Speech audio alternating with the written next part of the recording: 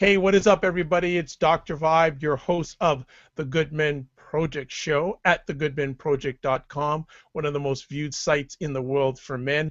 And check it out at thegoodmenproject.com. And there's a little bit of a big sports event coming up this Sunday, and I thought no better person to get on from the GMP than Michael Kasdan. He's a sports editor at the Good Men Project, and he is a football fanatic. And we're going to have some fun sharing about the football season, the Super Bowl. We may even talk about a little thing called Deflategate. I don't know. It's been in the news once in a while over the past week. So welcome to the Good Men Project show, Michael Kasdan. How are we doing, Michael? Doing pretty well. Doing pretty well. Great to be here. It's been a fun sports week. Absolutely. Um, Looking forward to this next one too. Excellent. And just a little bit of a short background on yourself to share with our Good Men Project show audience and the audience around the world. Sure thing. Thanks for having me. So my name is Mike Kasdan. I'm from Maplewood, New Jersey. I work in the city, and proud to be the senior sports editor at the Goodman Project and one of the lead editors for the site. And we've been working hard to make this the best conversation that no one else is having about sports. Trying to talk about the intersection of sports and society. Try and highlight the fun and entertaining aspects of it, and also the serious aspects, and just sort of blend it together. And it's been a lot of fun.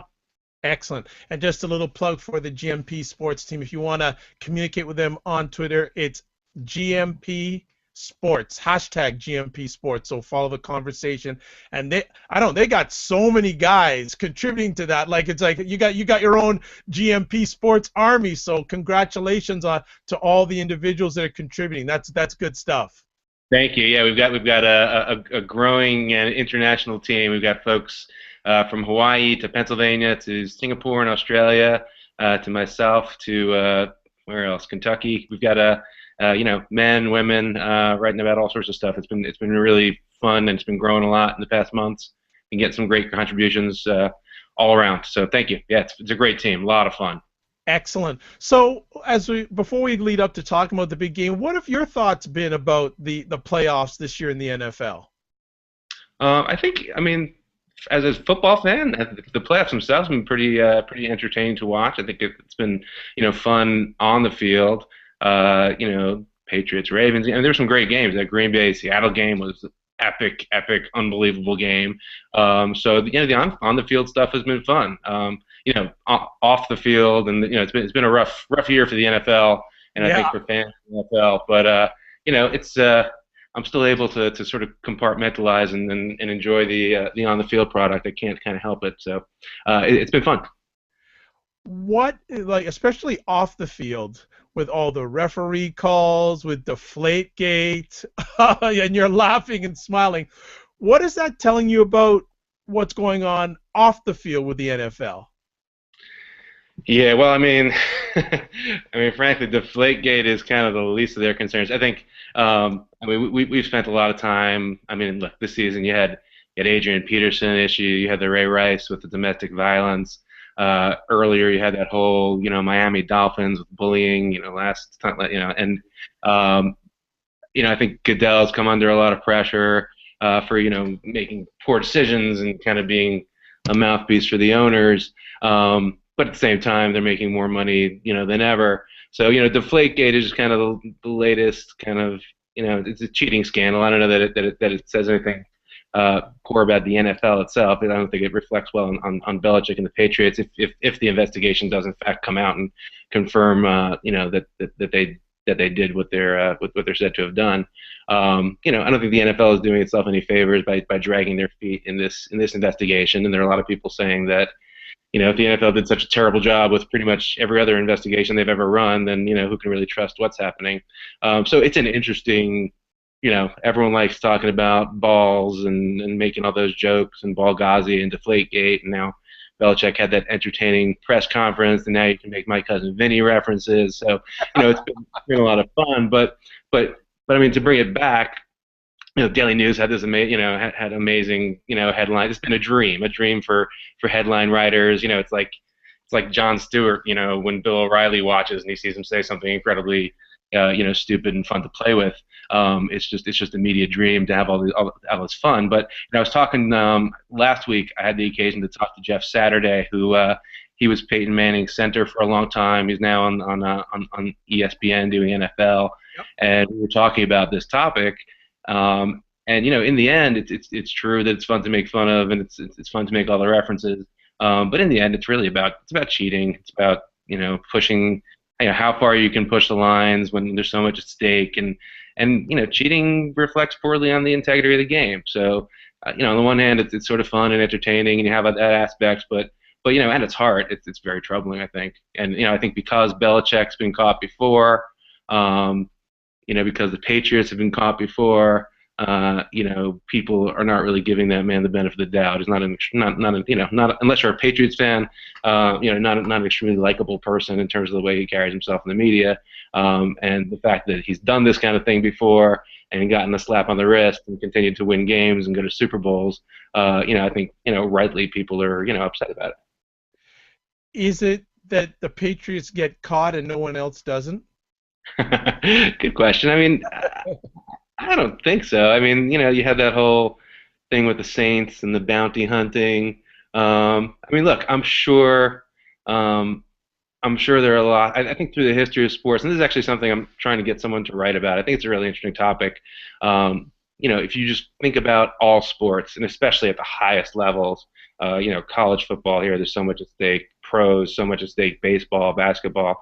There are tiny advantages. The Boston Garden being hot or having a parquet floor that was uneven, stealing signs, scuffing up baseballs. Where is that line? And I'm sure that people are trying to push as far up against where, the edge of what you're supposed to do because that's their job and they're trying to press every advantage. But there are times when you cross the line, and in this case, if in fact they actually deflated these balls, that's crossing the line. But yeah, I'm sure there's a lot of little things that happen in sports, especially at the highest levels, when there's so much money involved and so much at stake. That people aren't getting caught for, and that sort of fly below the radar. I'm sure people didn't think that we'd be having this big scandal about the pounds per square inch that's in the football and having Bill Nye the Science Guy talking on ESPN. Yeah. So, it's kind of a funny thing. There are all these teeny tiny little details that do in fact matter. What do you think the media's portrayal of Tom Brady is during all this Deflategate, and how's Tom Brady handling it? In the Yeah, I mean that depends if you consider Saturday Night Live part of the media. I do. I think they did a great job. I thought it was hilarious. Look, I mean, Brady is a very polarizing figure. On the one hand, he's tremendous quarterback. He's done nothing but win. He was a low draft pick that made it. Um, but the Patriots are kind of like you know they're kind of like the Yankees, right? They're the team that they've had so much success that they're the team that everyone loves to hate. And of course, he's got the supermodel wife, and he's a pretty boy in the way he carries himself. So, he is polarizing. We ran a piece this week, that was pretty entertaining. 5 reasons, I hate Tom Brady, even though he's back to the best. How is he handling himself? I mean, look, I think I've heard a lot of people say, look, this is a quarterbacks league, and it's insane to think that a quarterback could play with footballs that were underinflated and not say anything. So, I mean, look, I think he did a very, his press conference, he gave a lot of very, very short answers, and I'm not sure. I don't know. I think he's in a difficult situation, frankly. I think he's carried himself okay. Cool, cool. Well, let's flip it over to Pete Carroll, another Saint. Yep. Yeah. Really, and former coach of the New England Patriots, and some of his interesting antics, not only at the pro level, but again, his alleged performance issues at USC, and some of the players on his team, like Richard Sherman, Marshawn Lynch. What are your thoughts on them? Because usually they're thought as the bad boys, and they're looking like angels right now, ironically. Yeah, I mean it's interesting. I mean, I don't know if the bad boy image is really so deserved. I mean, I can talk a little bit about each of them. Um, I mean, Pete Carroll, such an interesting career because he struggled in other places, came to Seattle, and it just seems to fit. And from everything I've read, it's a really different type of team that he runs. We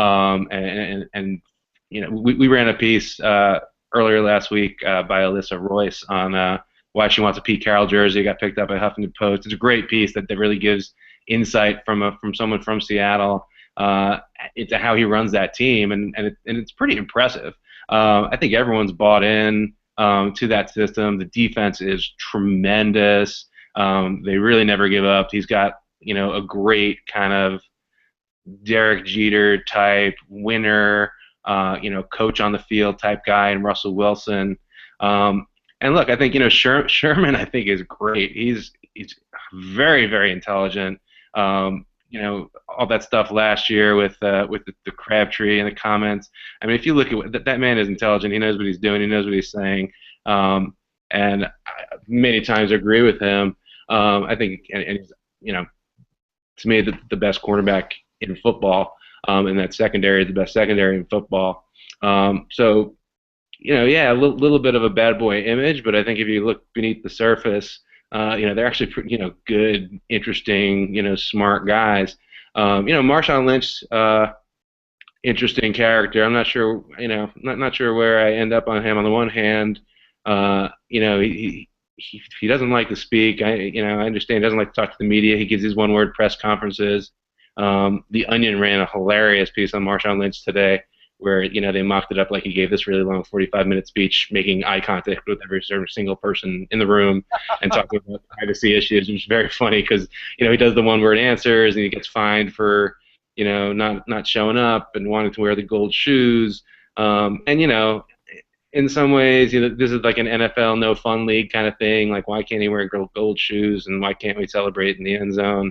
And I think that's kind of lame. But and so I'm fine with him trying to push the envelope there. But on the other hand, he's getting paid lots of money, and he's supposed to be access to the media, and he doesn't treat them so nicely. So on the one hand, it's like maybe he's got to grow up a little bit and just kind of do his job. But on the other hand, I kind of understand where he's coming from. So I think that personality-wise, a lot of really interesting characters. Lynch and Sherman and Carroll and Belichick and Brady, and I mean, the list goes on. So it's kind of interesting to get a look at all that on and off the field. What uh, did you feel at the beginning of the season that these were the two teams we'd see at the end Hmm. of the game? No, but you never do. I mean, it's so rare that teams that win the Super Bowl get back to the Super Bowl. So, for that reason alone, you're kind of looking outside of Seattle. But if from the NFC, they're clearly one of the best teams. Going into the season, you had to like the Packers. Didn't really like anyone out of the NFC East. I'm a Giant fan, Oh, whoa, Aside whoa, from Odell whoa. Beckham Jr. It's been a really lost season, but he's been a joy to watch. And so, and from the AFC, I thought maybe it was the Colts' time. I thought the Broncos, improved in the offseason a lot from last year. But yeah, you had Manning kind of getting old. And, the Patriots are always, in the scheme of things. So not terribly surprising that these two teams are here, but not the ones that I would have picked had I been picking. Just a little sidelight. Should Peyton Manning call it a day? I think he should. I mean, he was. I don't know, man. That last game, I used to play Tecmo football back in like the '90s. He looked like Babe Laufenberg throwing like lollipop spirals. I heard he was hurt. I heard that he tore something, but I mean, he's. I don't know if he can make it through another season injury free. And I mean, look, what he's done with his brain and his knowledge of the game is extraordinary. Because the arm strength just isn't there anymore. But it's not always about arm strength. There's plenty of quarterbacks in the league like Jake Cutler and Jeff George back in the day who could throw a football through a brick wall and still were not very good quarterbacks. So I mean, look, I'm sure he could go put up numbers and have a good season. I'm just not sure he's at the age of whatever it is, 40s or close to Yeah. that that he's got another season in the tank. It's always hard to walk away, but that guy's going to be involved in football in some capacity, I'm sure, going forward forever. I think one day we'll see him an owner of a team. Could be, could be. Absolutely. When you look at the, well, actually, let me take a side. Do you have any great Super Bowl memories? Well, I have great Super Bowl memories of the Giants winning the Super Bowl. Yeah. Um, when they when they won in the 2008 2009 season, I was actually living abroad in Japan, Wow. and because of the time difference, we were 13 hours ahead. So it was actually I stayed home from work that morning and got up early, and I watched the game with my son on the couch in Japan. It was the two of us and our tiny little television, and we were just going nuts when they beat the. We were like the only two people in Japan that were watching this thing. It was amazing, and we were like high fiving, having a great time. And I remember it was funny. You know, I was working at Panasonic at the time, and so at about 1 o'clock, took the train and went into the office. Just glowing and so happy. And if I were working in this country, you'd spend all day talking about it. And I got there and I got to lunch and I'm sitting down and telling them about how the Giants won the Super Bowl and it was this big upset. And I just got a lot of blank stares and everyone's like, "What's the Super Bowl and who are the Giants?" And it was such a buzzkill. But celebrating with my son, jumping on that couch, that's one of my fondest Super Bowl memories. Cool, very cool. So obviously you're going to be watching the game this weekend with some friends. What's on the food menu? What's on a traditional food menu at a Super Bowl for you? Good question. I mean, usually we'll make a chili.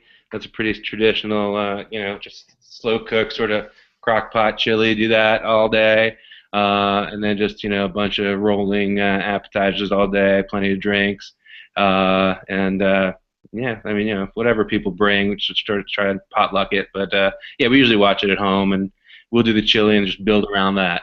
Nice, nice. If you had, and obviously the Giants would have to be playing, if you had your dream Super Bowl matchup, who would the Giants be playing? Obviously they're going to win. And what location would you like to watch that game in? Ah, that's a good question. I like that. Well, let's see. I think I would love for the Giants to be in the Super Bowl and beat the Patriots. Um, I mean, What a surprise! What a yeah, I mean, that surprise! would be fun. I mean, it's happened like once or twice, and so we could do that again. And just shut those people up from Boston for good. That'd be a lot of fun. But location-wise, I mean, I think it'd be fun. I think we should do it in New Orleans. Isn't that the best? Isn't that the place? I mean, we go down there the week before. We do a little Bourbon Street.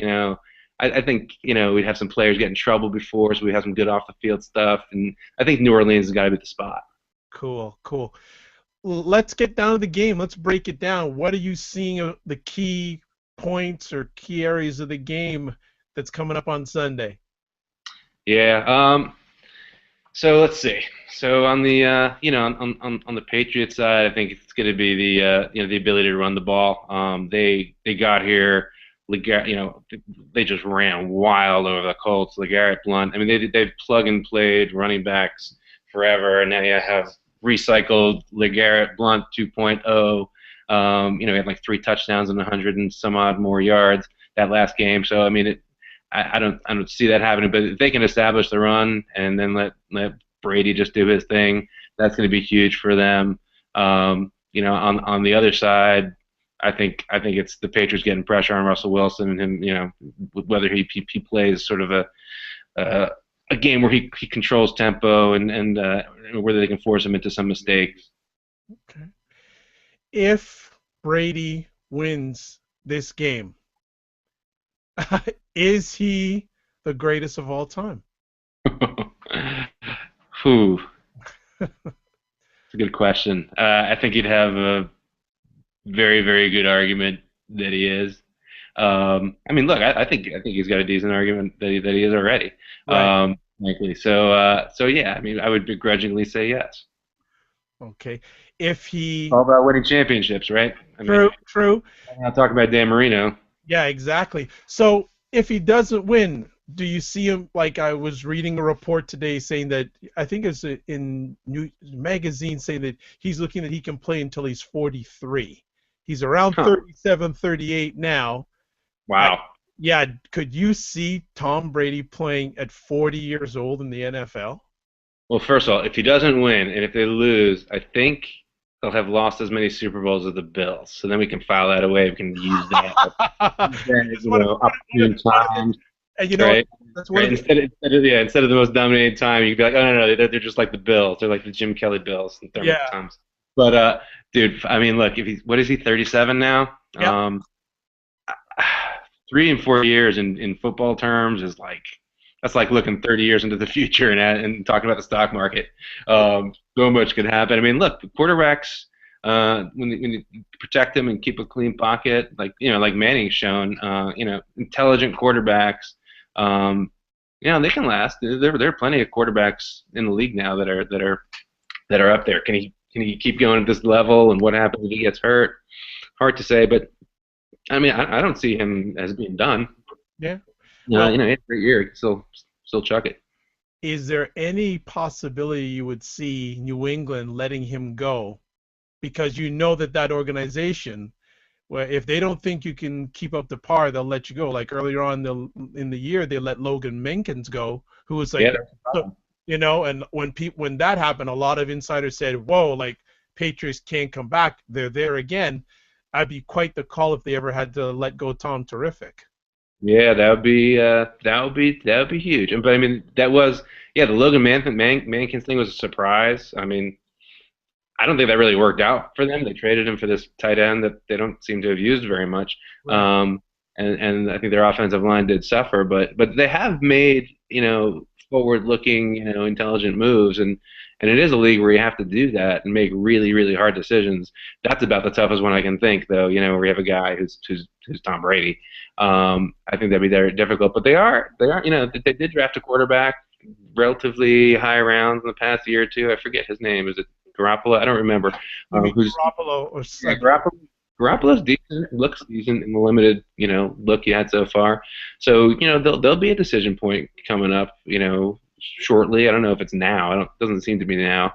But it's always in a league like this.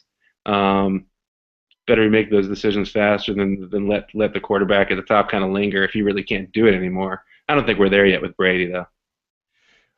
Where would you like to see the NFL improve, whether it's on the field with different rules, aka what happened in the Dallas Green Bay game, and off the field? Where would you like them to improve, whether it's on field or off field?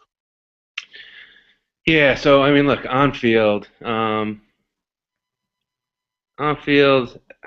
know. I got to do a better job. I mean, yeah, like that catch that you talked about in the Dallas game, just getting things right on instant replay. I still feel there are points where they just don't get it right. I mean, the on the field product I think is pretty good. I know they're sort of playing with some things like during the Pro Bowl they had these narrower uprights. They're talking about, well, kickers have gotten so good that extra points are too easy. So, I mean, I don't know. Strategically, I'd love to see coaches, go for it more on fourth down, and there's a lot of people beating that drum. But in terms of rules changes, like I don't know, I mean, the product's pretty good. It's pretty fun to watch. I don't know that I'd be changing, too much. I mean, I do still see, even though they've changed the rules, to protect kind of defenseless receivers and stuff. There's still some like ridiculous hits that you see, multiple times a game that don't seem to be terribly necessary. But that's difficult, And I've written and thought a lot about the concussion issue, and that to me is, issues with, to segue to the off the field stuff, but it's sort of both, right? The issue with concussions.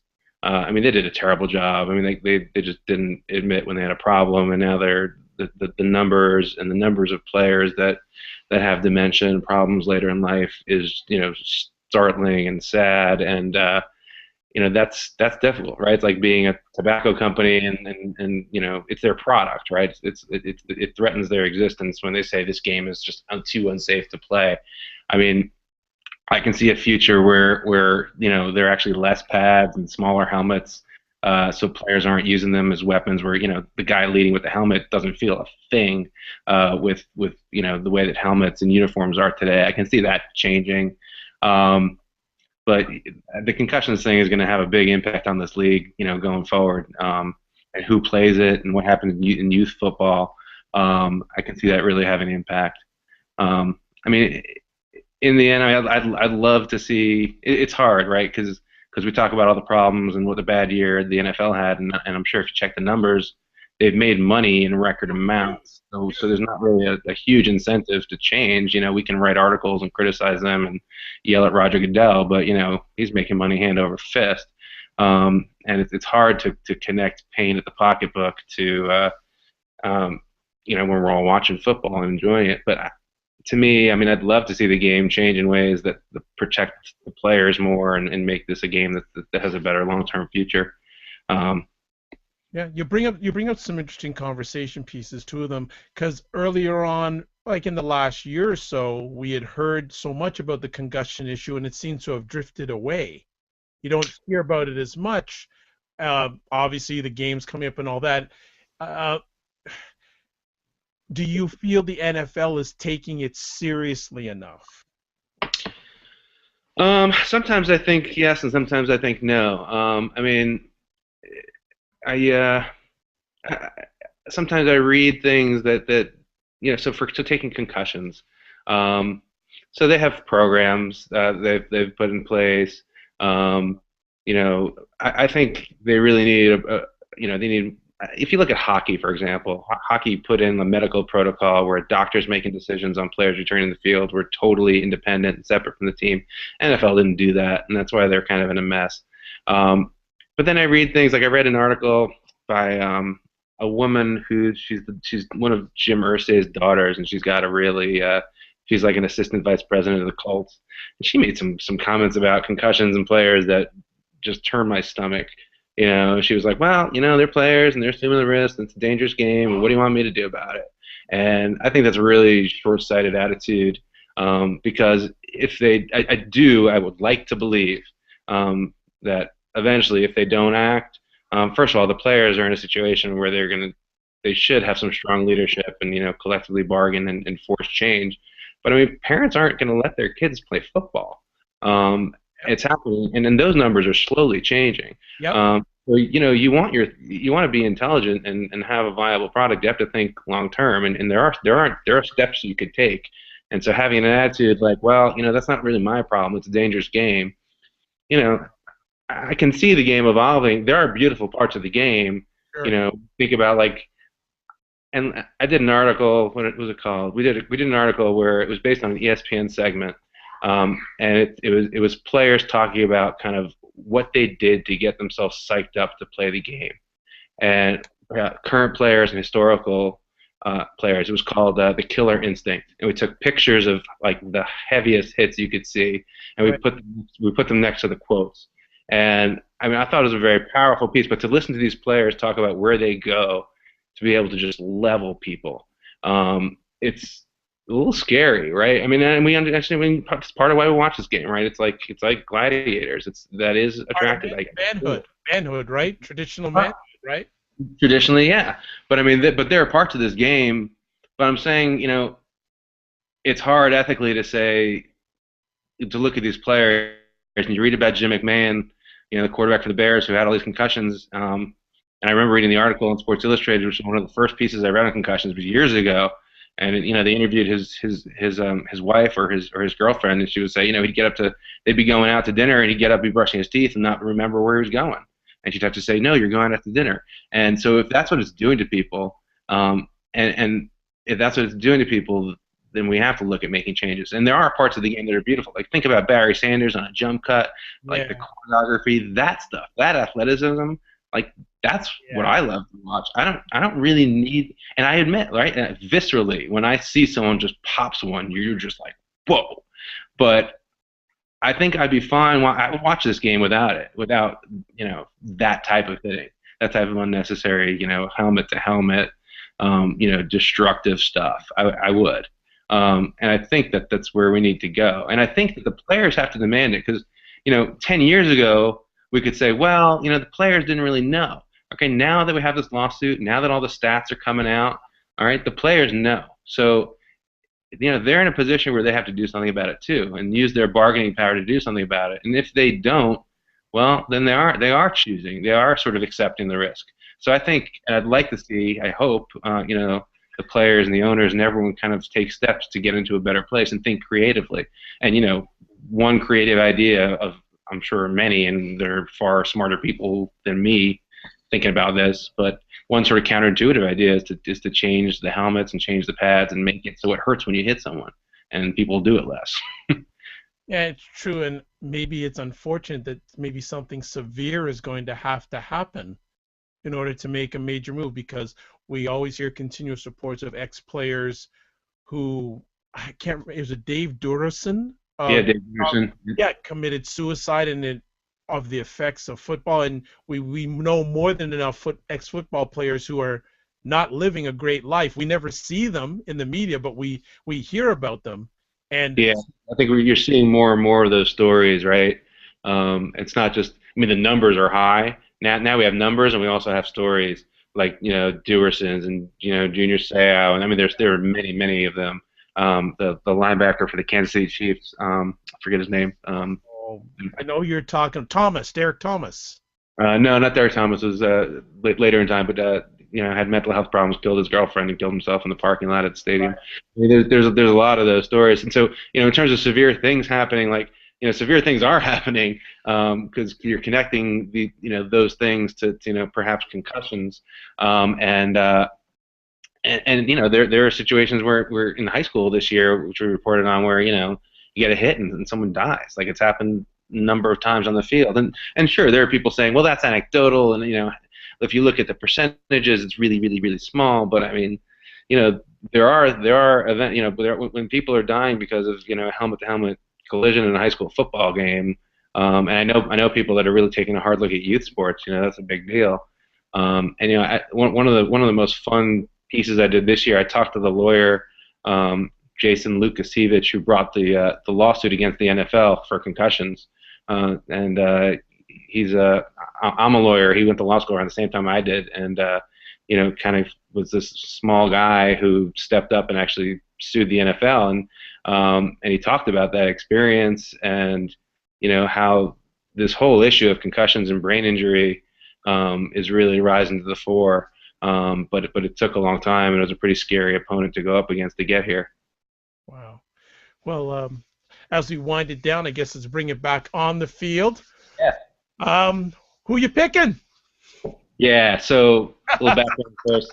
So I'm pretty much like the worst guy. It's like George Costanza. You should probably do the opposite. But I like the Seahawks. I like the Seahawks a lot. I think that their defense is better. I love what Wilson can do. I think they've got a running game. They're pretty complete. Aside from not having a superstar wide receiver, and they do pretty well without one. I think they're a very, very complete team, and they seem like they're playing well. And obviously, look, New England's playing well. They completely obliterated the Colts. But I think both with my head and my heart, I would love to see Seattle lower the boom. If you're Seattle, what's your biggest worry about New England? I think it's just not being able to get to Brady and him just picking them apart. Okay, good stuff. Well, hey. And also maybe playing with deflated footballs, but that's probably not. Probably shouldn't worry about that. Do you think that Gronk will have any big factor in the game? Good question. He's a super talented player. I could see him catching the touchdown. He's tough to stop. I could see him being a factor. He's their best receiver. I think during this game there is going to be a load of trash talking. I mean, a load. And I guess if I was in Vegas, I'd almost put a prop bet on which player is going to get a flag first for unsportsmanlike conduct, because there's a whole load of candidates on both sides of the field. Agreed. There's a lot of characters. Absolutely. I'm looking for that first confrontation between Sherman and Gronk.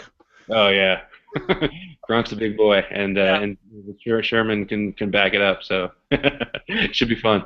Yeah. Well, hey, thank you so much for spending some time with us. I hope it was a really great conversation, and I'm hoping that you and the team can come on more often, because you guys are doing outstanding work, and I'm enjoying all the stuff you're doing with the GMP. Thank you. Really appreciate it. Appreciate you having me on. I'm sure my colleagues would love to come on. I think everyone brings a different perspective, and we'd love to make that happen. Excellent. Thanks again. It was a lot of fun. And just finally, before we let you go, how can people access the GMP Sports team? Sure. So we have a Facebook page now, Yes. relatively newly launched. So you can check us out through Facebook, like us there. You can also just go to the website, Goodman Project website, go to the sports section. And on Twitter right now, there's the @Goodmen Project, but we will hashtag it GMP Sports for now. We may be soon be getting our own Twitter feed, but we don't yet have Oh, that. there we go. Might do that. But you know, we're growing. But yeah, come find us on Facebook, find us on the web, check us out on Twitter. You know, I'm not much of a Pinterest guy, but you know, we're gonna pin stuff. We'll do it all. You swipe right on Tinder. You know, anything. Good stuff. And you're a lawyer? You're pretty savvy, man. That's my day job. Yeah, yeah. All right. Well, Michael, thank you so much for spending time on the Good Men Project Show. I'm your host, Dr. Vibe, and certainly check out not only GMP Sports, but all the wonderful stuff going on at thegoodmenproject.com, the conversations that no one else is having. Take care, and we'll see you next month. And enjoy the Super Bowl.